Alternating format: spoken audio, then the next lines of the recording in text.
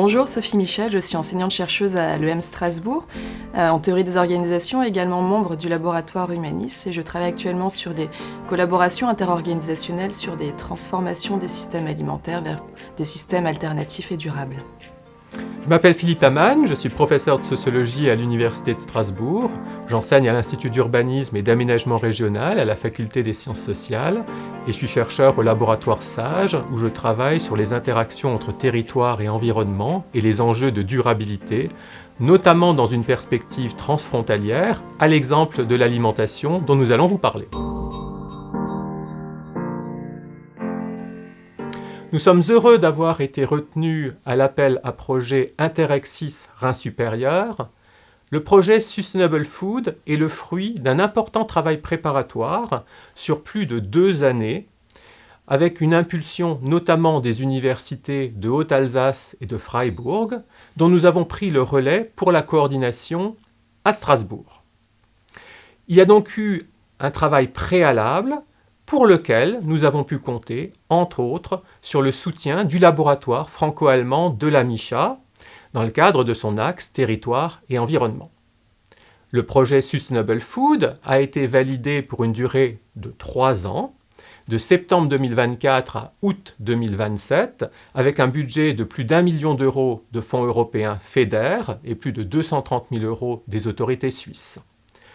Pour l'Université de Strasbourg, qui mobilise 5 chercheurs, en particulier des unités de recherche SAGE et Humanis, cela a notamment permis de recruter 2 ingénieurs d'études. Et on peut aussi ajouter qu'on est dans un projet qui est pleinement ancré dans les sciences humaines et sociales, avec des chercheurs qui sont en économie, en sociologie, en gestion également, en géographie.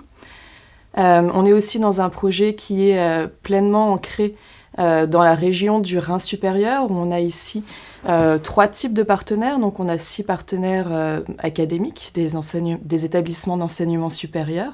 3 en Allemagne avec Fribourg, le RPTU et le KIT. On a un partenaire suisse avec la Haute École d'Ingénierie, la FHNW, et puis côté alsacien, l'UHA, donc l'Université Haute-Alsace, et l'UNISTRA, l'Université de Strasbourg. On peut également citer nos 10 partenaires qui sont des partenaires institutionnels extrêmement importants pour la facilitation et dissémination de ce projet. Et par exemple, en France, on peut citer l'Eurométropole de Strasbourg, la Collectivité européenne d'Alsace ou encore la DRAF, qui est la direction régionale du ministère de l'Agriculture. Et puis, bien évidemment, 13 partenaires qui sont des acteurs de terrain, des partenaires régionaux du secteur alimentaire, où par exemple, côté français, nous avons le magasin Biocop de Neudorf, la coopérative Solibio dans le B2B, ou encore la Sécurité sociale d'alimentation et Bio en Grand Est. Et ceci afin de développer des filières régionales bio et durables, en se concentrant ici sur les repas végétariens des magasins et des cantines. La production, la transformation et la distribution de produits régionaux, alimentaires, en particulier par des petites et moyennes entreprises, connaît à l'heure actuelle un contexte de contraintes croissant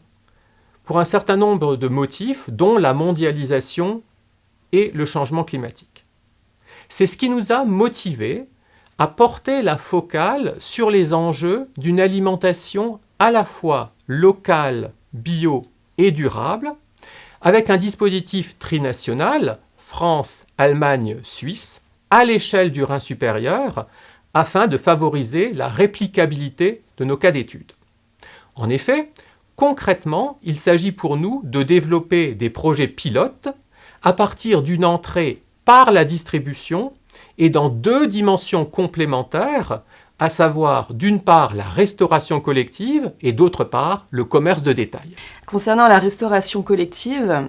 on a ici un enjeu extrêmement important de pouvoir renforcer un approvisionnement qui soit à la fois bio et à la fois local ou régional. On sait aujourd'hui qu'on a par exemple la loi Egalim qui va encourager ici sur la mise en place de repas végétariens et sur cet approvisionnement bio, mais des tensions importantes pour pouvoir concilier cet approvisionnement bio avec un approvisionnement régional. Et on observe aujourd'hui des disparités assez importantes entre les différents établissements scolaires en Alsace, mais aussi dans la région, par rapport aux initiatives allemandes et suisses. Et l'objectif du projet est de pouvoir aussi s'alimenter de ces disparités, de pouvoir s'en servir pour utiliser notamment les initiatives à succès et porter les autres établissements de la restauration scolaire vers davantage d'approvisionnement bio et régional. Côté magasin, on a aussi aujourd'hui dans le commerce de détail un enjeu qui est la baisse de la consommation des produits bio et notamment dans les produits frais.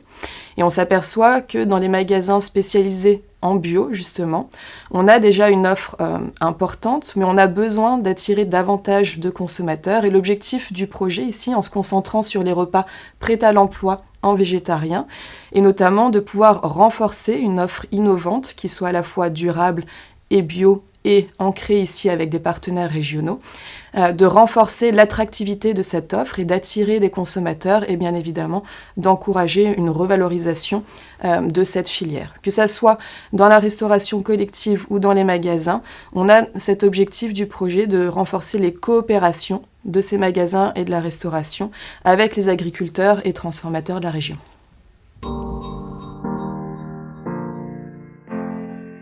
Notre apport dans ce projet se situe à plusieurs niveaux. D'une part, en tant que coordinateur, nous assumons le suivi administratif et budgétaire de l'ensemble du projet sur ces 3 ans, c'est-à-dire les événements, notamment le colloque de lancement, le colloque de mi-projet et le colloque final, mais aussi l'ensemble des activités concrètes et des activités de diffusion élargie et grand public jusqu'à la clôture en 2027. Et à côté de cela, cette fois en tant que chercheurs, nous conduisons les enquêtes empiriques en Alsace, aussi bien du côté des cantines que du côté des magasins bio de détail.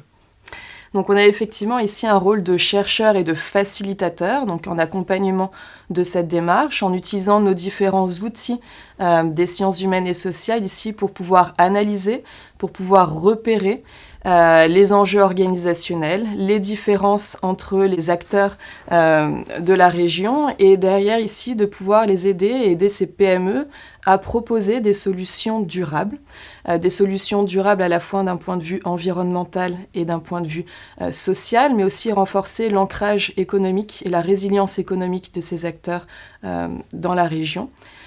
Et également de pouvoir renforcer bien évidemment les coopérations transfrontalières entre les différents acteurs. Donc on a ici un projet qu'on a scindé en 5 étapes principales et on a actuellement démarré la première étape qui est l'état des lieux. Ici, donc un état des lieux de la situation actuelle, des barrières actuelles, des opportunités dans la mise en place de ces repas végétariens à la fois bio, régional et durable. Et puis aussi des attentes des différents acteurs qui sont impliqués dans ce système alimentaire. Ça va nous permettre ensuite d'arriver à une seconde étape qui va démarrer au printemps 2025. Donc cette seconde étape est la mise en place du plan stratégique pour pouvoir ensuite aller sur les phases d'expérimentation. Et ce qui est important ici, c'est que cette mise en place du plan stratégique va se faire de manière collaborative avec l'ensemble des PME et l'ensemble des acteurs du secteur alimentaire qui seront impliqués dans ces expérimentations. Ce qui va nous permettre ensuite de démarrer l'année scolaire 2025-2026 avec la première phase d'expérimentation, donc sur la mise en place de repas végétariens, bio, régionaux, durables, avec la restauration scolaire, et par exemple en Alsace, on sera principalement sur les collèges, et puis du côté des magasins, la mise en place de ces repas prêts à l'emploi, avec une nouvelle offre innovante et une nouvelle forme de communication de cette offre. Et puis on passe ensuite sur la seconde phase d'expérimentation. C'est ça, c'est-à-dire que dans l'ensemble du projet, on aura un moment qui va servir du coup à un retour d'expérience avec de possibles ajustements, ouvrant sur une deuxième expérimentation sur site qui prendra place au premier semestre 2026-27, avec pour objectif de renforcer cette part de bio-régional. Ensuite, une cinquième phase sera consacrée à un bilan, c'est-à-dire une évaluation pour le coup des cas pratiques que nous avons pu mener au deuxième semestre 2026-2027, et tout cela avec une attention permanente à la transférabilité des résultats, c'est-à-dire que ce projet puisse être utile aussi à d'autres PME que celles qui sont partenaires dans la région du Rhin supérieur et au-delà même du territoire. Donc pour les résultats, ici, nous avons pour objectif en tant que chercheurs de pouvoir formuler des recommandations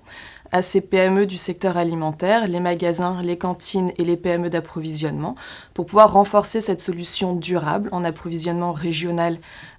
et biologique. Des formulations qui porteront notamment sur leur modèle d'affaires, consolider cette valeur ajoutée environnementale, sociale et cette solidité économique. Renforcer aussi la stratégie de communication avec une communication qui est davantage adaptée aux attentes des consommateurs. Et puis ces coopérations au niveau de la région, un ancrage régional plus important de ces différents acteurs, où par exemple une plateforme sera mise en place et facilitera ici ces partenariats entre les différents acteurs et de manière plus durable. Et tout ceci se doublera également de publications, d'une part dans des revues académiques, mais aussi et d'abord sur des supports de diffusion élargie et grand public, sur cette dimension particulièrement concrète de la mise en durabilité que représente l'alimentation pour tout un chacun, à savoir quelle agriculture voulons-nous pour demain, qu'est-ce que bien manger, qu'est-ce qu'une alimentation saine, comment limiter les barrières socio-économiques. Sur ces questions et d'autres encore, nous vous donnons rendez-vous d'ici 2027 pour vous présenter nos résultats.